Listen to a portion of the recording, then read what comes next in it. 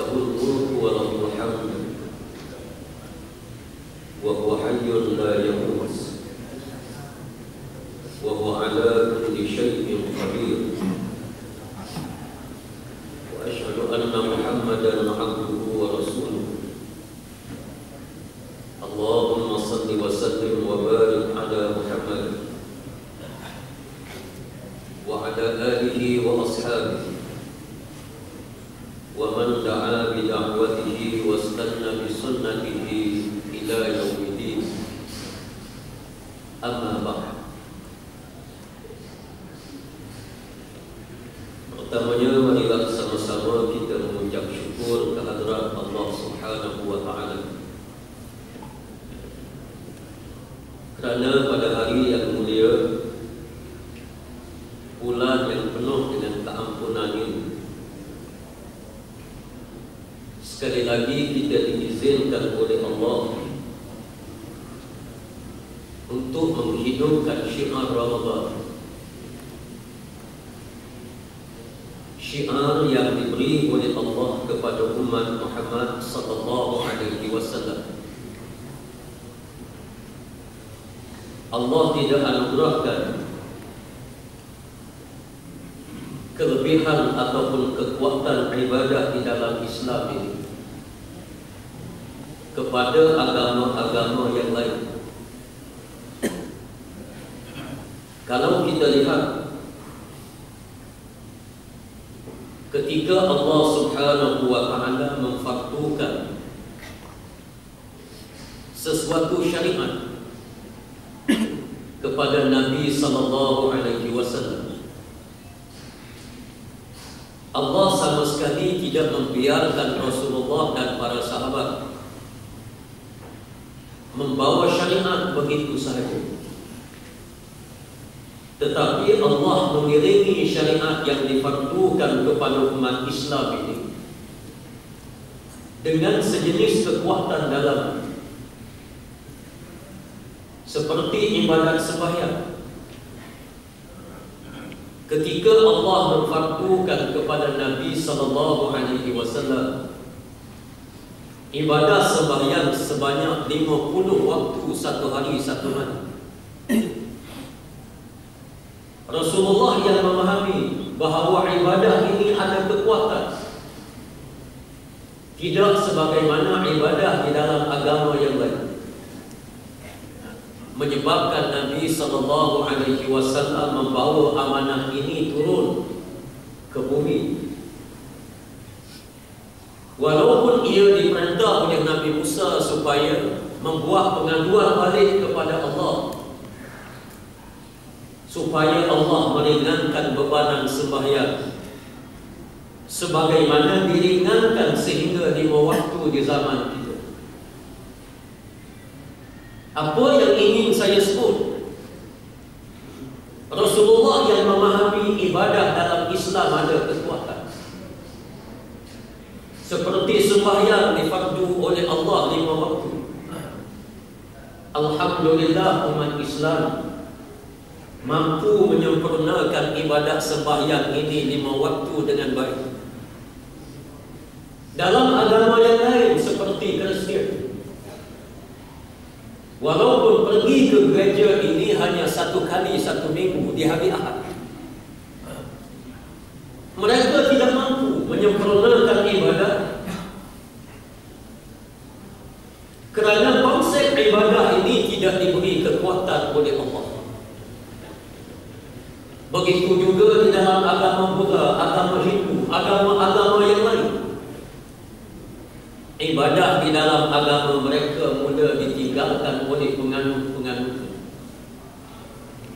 Berbanding dengan Islam, apabila Allah mensyariatkan sesuatu ibadah, Allah anugerahkan ada kekuatan yang disebut oleh sebahagian daripada ulama-ulama tasawuf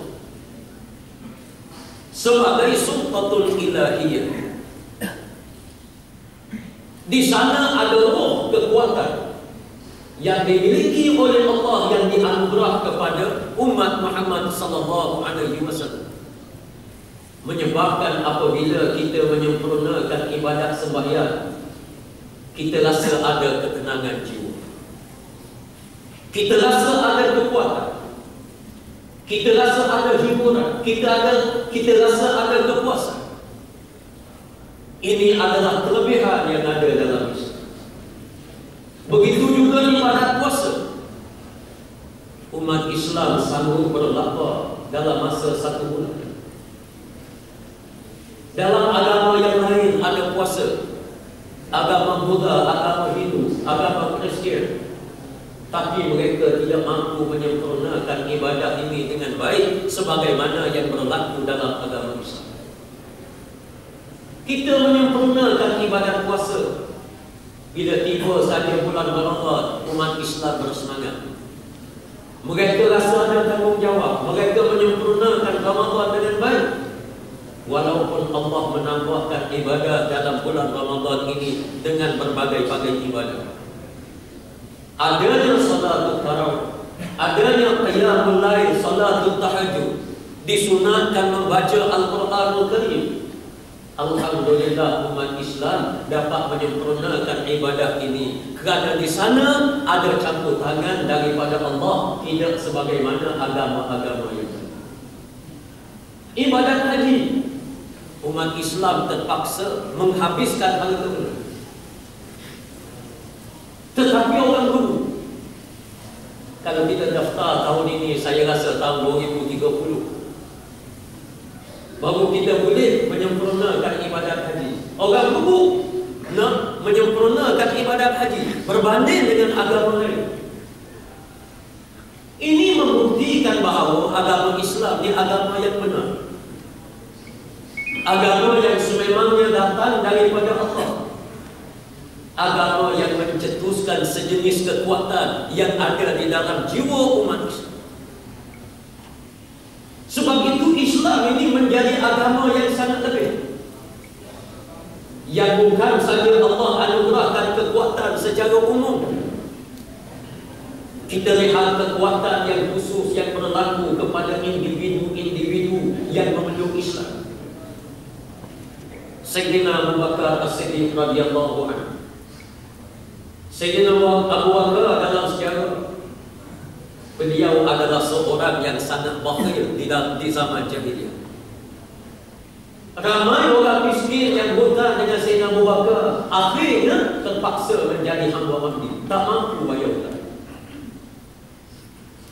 Sayyidina Abu Bakar tak pernah memerdekakan orang di zaman jahiliyah, tak pernah menderma hartanya di zaman jahiliyah. Seorang yang sangat bakhil. Tetapi kekuatan luar biasa yang ada dalam Islam apabila Sayyidina Abu Bakar mengucap 2 kalimah syahadat, beriman kepada Allah bersama-sama dengan Nabi SAW, belajar ilmu Islam, ditarbiyah oleh Nabi dengan syariat Islam, dengan agama Islam. Sayyidina Abu Bakar muncul manusia yang menjadi model sehingga kepada hari kiamat, yang mencatat sejarah, dapat menyumbang hartanya secara keseluruhan di jalan Allah. Sejarah tamadun manusia tidak berlaku kepada mana-mana agama sebelum daripada ini. Hatta agama-agama samawi, agama yang diturunkan melalui kitab Taurat, kitab Zabur, kitab Injil, tidak wujud. Wujud di dalam Islam. Mengapa umat Islam kita lihat di zaman Rasulullah, Sayyidina Umar seorang manusia yang sangat kejam, manusia yang tidak ada hati buruk, manusia yang hatinya sangat keras. Tapi apabila peluk Islam, beriman kepada Allah, dididik, ditarbiyah dengan syariat Islam, Sayyidina Umar sangat lembut. Sayyidina Umar menangis apabila Nabi SAW baca doa. Sayyidina Umar menjadi lembut, tidak lagi ganas sebagaimana zaman jahiliyah, walaupun ketegasan ada di dalam diri Sayyidina Umar. Manusia boleh berubah 180 darjah di antara zaman jahiliyah dengan zaman Islam. Mengapa perkara ini berlaku? berlaku kerana di sana ada sultatun ilahiyah, kekuatan yang hanya dimiliki oleh Allah. Wallahu qadirun ala kulli syai'. Allah Subhanahu wa taala memang mampu ke atas sesuatu. Begitu juga kalau kita perhati bagaimana Allah menganugerahkan pertolongan luar biasa kepada umat Islam. Peperangan Badar, pembukaan kota suci Mekah, saya ambil sejarah yang berlaku dalam bulan Ramadan. Pembukaan negara Yaman, pembukaan Spanyol, pembukaan negara Mesir, pembebasan kota suci Baitul Maqdis. Mengapa umat Islam mencapai kejayaan di luar dugaan manusia? Dalam peperangan Badar, Allah cetuskan peperangan Badar tahun yang kedua Hijrah. Zaman yang sangat tidak logik. Rasulullah bina negara Islam Madinah ini setahun lebih saja. Tidak ada apa-apa kekuatan. Bala tentera belum wujud. Yang wujud sahabat sekeluruhnya. Nak berperang sahabat inilah. Nak bina masjid bergotong-royong sahabat inilah. Nak buat apa saja di Madinah sahabat inilah. Mereka bertolak ke medan Badar, berdepan dengan musuh yang lengkap dengan persenjataan. Di kalangan pemuda-pemuda tahan langsung. Banyak tentera Islam ini semua orang pencet lah. 50 kata. Yang pencet, ada yang umur dia mencecah 70 tahun. Masuk medan peperangan, bertemu dengan musuh 1000 orang, lengkap dengan bala tentera, lengkap dengan peralatan, umurnya 40 ke bawah. Tengah kagak, tiba-tiba bala tentera Islam 313 orang yang tidak ada apa-apa kelengkapan, mereka tidak kenal takut kepada mati. Bahkan mereka meletakkan satu tekad, sebagaimana yang disebut oleh Al-Imam Syahid Hasan Al-Banna, al-mautu fi sabilillah asma amanina. Mati di jalan Allah Subhanahu wa taala merupakan cita-cita mereka yang paling tinggi. Rasulullah berdoa kepada Allah, merayu kepada Allah, Allahumma intahrik hadhihi al-asabati lam tuhbat ba'da al-yawmi abada. Wahai Allah, sekiranya kamu kalahkan bala tentera Badar yang sedikit ini, nescaya tidak akan ada manusia yang sujud kepadamu di atas muka bumi. Lalu Allah anugerahkan kepada bala tentera Islam sultatun ilahiyah, kekuatan luar biasa yang sukar difahami oleh jiwa manusia, tetapi mudah difahami oleh iman manusia. Allah menurunkan ayat, walaqad nasarakumullahu bi badrin wa antum adillah. Demi sesungguhnya Allah akan menolong kamu di dalam peperangan Badar walaupun kamu hina dina, kamu lemah, kamu tidak ada kekuatan apa-apa. Ini kuasa daripada Allah yang mesti difahami oleh orang yang beriman kepada Allah. Hakikat ini sangat sukar difahami oleh manusia. Akal manusia tak boleh faham, jiwa manusia tak boleh faham. Melalui latihan motivasi, manusia tak boleh faham kuasa daripada Allah, kudrat daripada Allah, pertolongan daripada Allah di luar daripada dugaan manusia. Sebab itu Allah jadikan kepada manusia ada beberapa konsep ibadah yang menyuburkan iman. Kerana iman sahaja yang mampu menerima perkara itu. Antara lain Allah cipta kepada manusia ada Ramadan. Bulan yang memang Allah anugerahkan kepada manusia ini takwa. La'allakum tattaqun. Kerana ketakwaan inilah akan mampu memimpin manusia sepanjang zaman.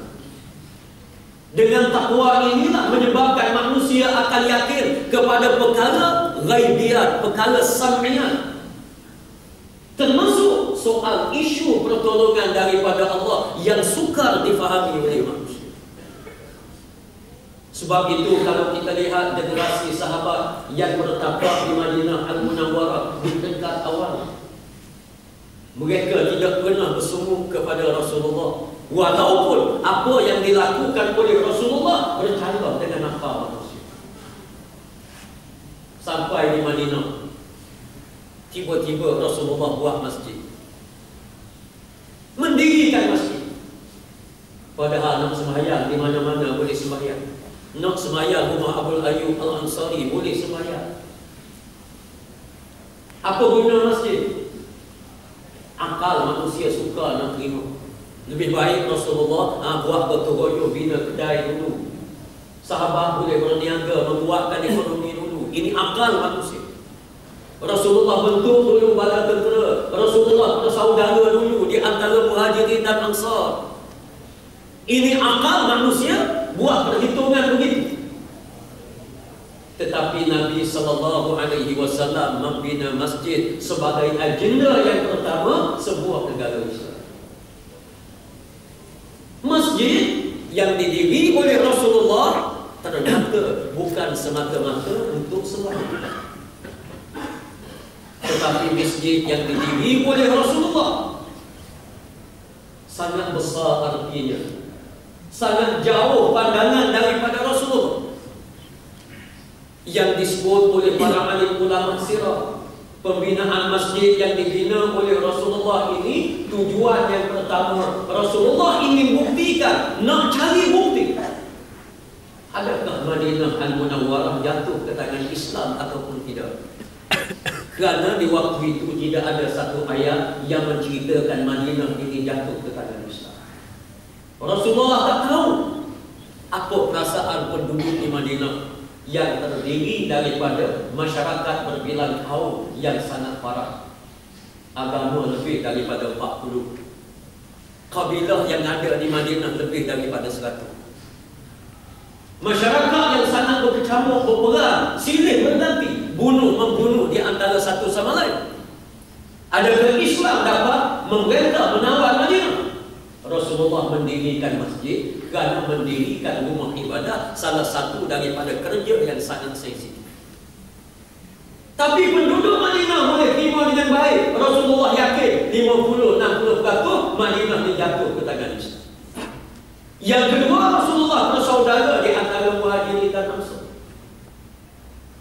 Kerja yang bercanggah arus. Zaman itu orang Samsir kaki berat yang disanjung oleh manusia. Jenis manusia yang berbaik dengan orang ni, orang yang tak ada kelas, low kelas, orang yang lemah. Nabi kita buat benda ni, bersaudara di antara Muhajirin dan Ansar. Persaudaraan Rasulullah pula mendapat sultatul ilahiyah, ada kekuatan daripada Allah, berjaya sehingga Ansar bagi dua harta. Bagi dua harta disebut oleh ulama lebih erat daripada suami isteri. Yang ada di petronan yang lelaki, berapa orang yang sanggup bagi dua harta dengan isteri dia?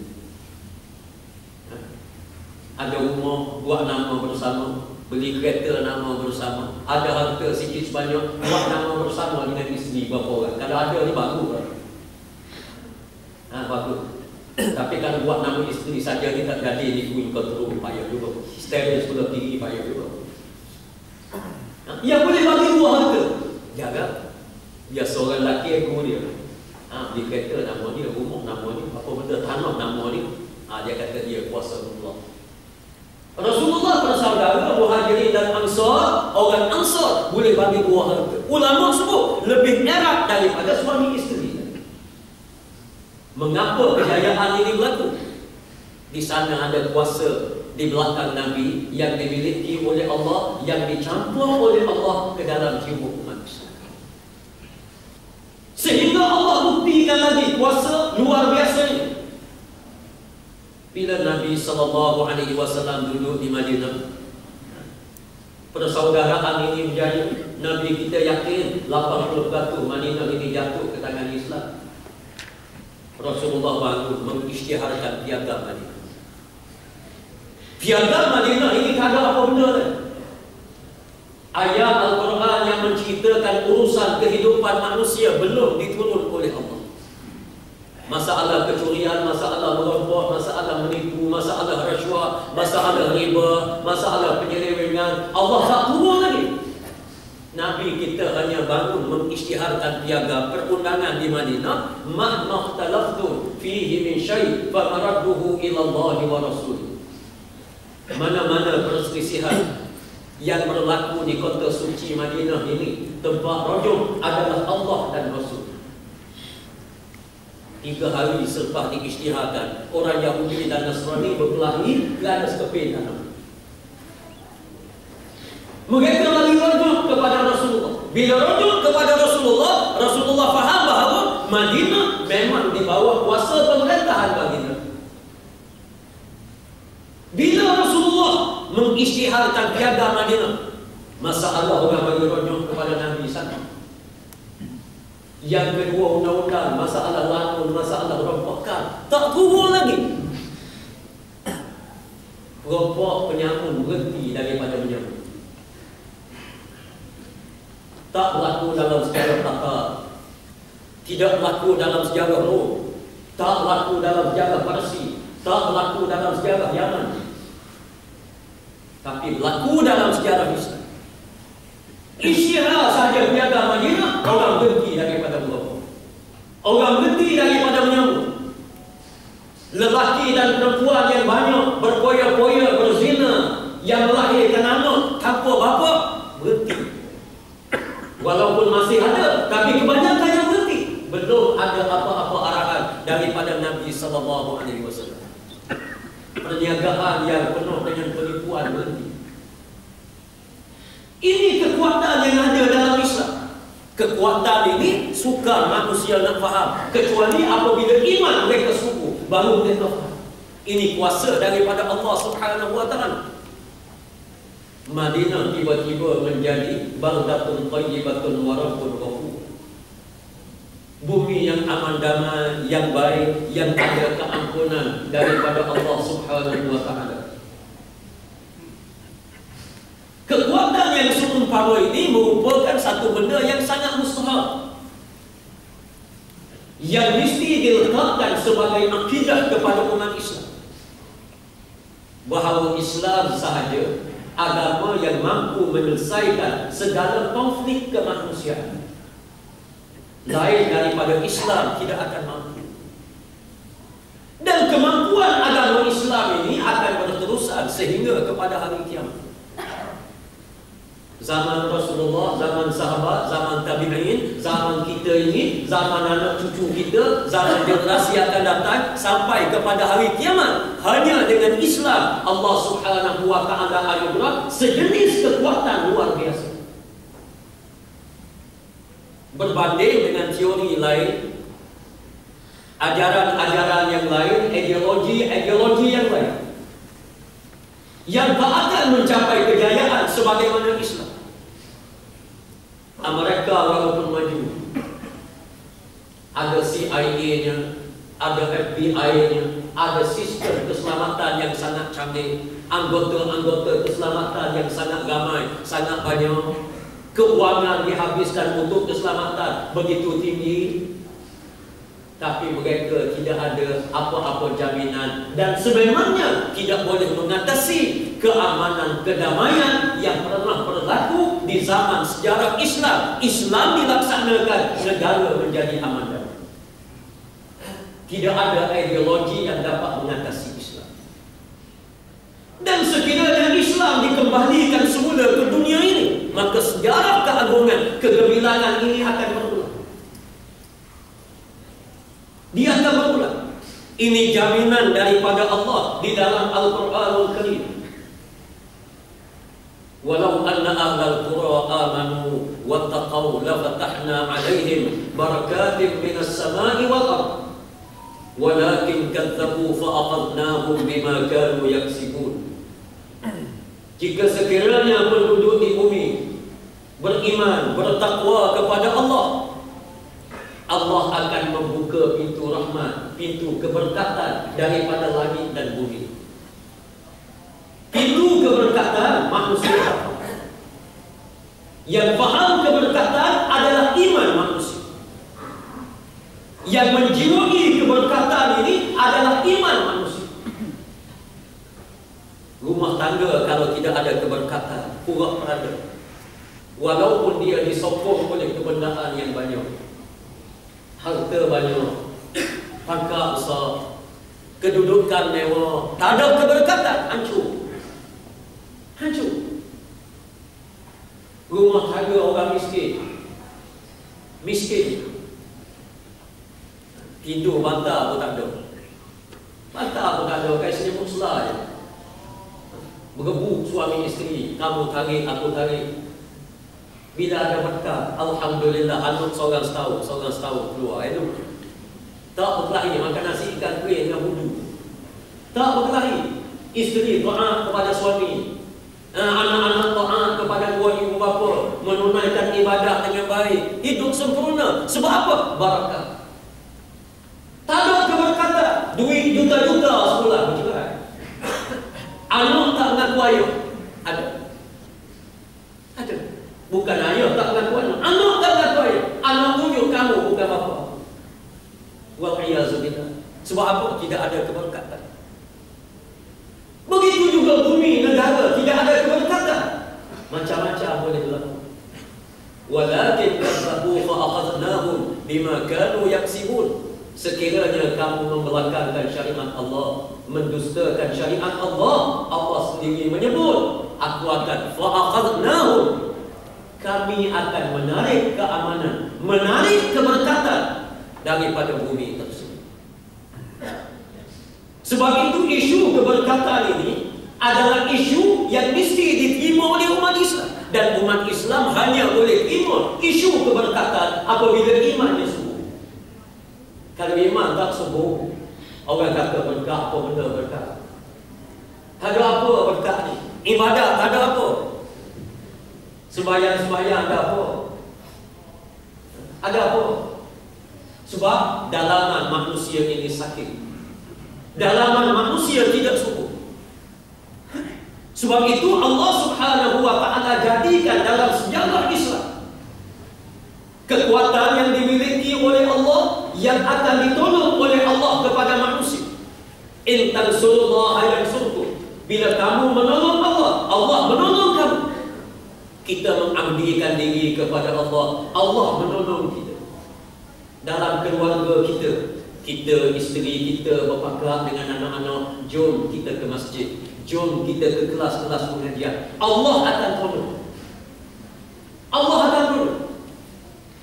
Allah akan anugerahkan keamanan, kesejahteraan, rasa harmoni, rasa aman damai, rasa kebahagiaan, anak rasa kasih kepada dua ibu bapa. Kerana ini janji daripada Allah Subhanahu wa ta'ala. Ini di mana kesan dia sangat besar dalam kehidupan manusia. Kita berpuasa, kita berbuka berjamaah sekali dengan keluarga kita. Kita qiyamul lail, sembahyang tarawih, kita sembahyang bersama-sama. Ada keberkatan daripada Allah. Ini jaminan tu. Orang yang tidak ada dalaman sukar memahami perkara ini. Menyebabkan dia rasa ini tanggungjawab individu dia. Bapa ke masjid seorang diri, ibu ke masjid seorang diri, anak tak ke mana. Sebab dia tidak memahami perkara ini. Orang yang faham perkara ini, dia akan bagi keutamaan. Menyebabkan Allah Subhanahu wa ta'ala akan bagi keberkatan. Dan keberkatan yang berlaku dalam sejarah Islam ini sebenarnya sepanjang sana. Bukan saja berlaku di Madinah, di awal kerajaan Islam ditubuhkan.